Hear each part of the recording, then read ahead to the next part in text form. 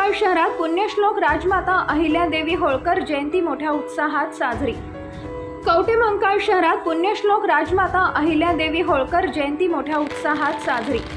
सांगलीच्या कवटेमंकाळ तालुक्यामध्ये अहिल्या जयंती उत्सव मंडळ समितीच्या वतीने हरिविजय चौक जत रोड कवटेमंकाळ इथे मुख्य चौकात पुण्यश्लोक राजमाता अहिल्यादेवी होळकर यांची 299वी जयंती साजरी केली। यावेळी पुण्यश्लोक अहिल्यादेवी होळकर पुतळ्या श्री संत बाळूमामा बघा नंबर 7 चे कारभारी पांडुरंग बंडगर व आरेवाडी बिरोबाचे पुजारी कोळेकर व नगराध्यक्षा सिंधुताई गावडे यांच्या हस्ते पुष्पहार अर्पण करून अभिवादन करण्यात आले।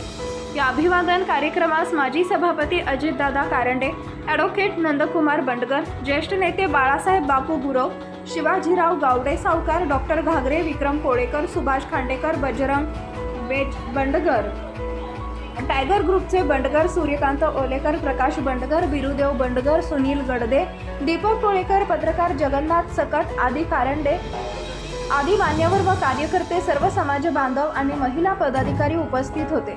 सायंकाळी कवटेमंकाळ शहरातून ढोलाच्या व हलगीच्या तालावर आणि फटाक्यांच्या आतषबाजी भव्य दिव्य अशी मिरवणूक काढण्यात आली।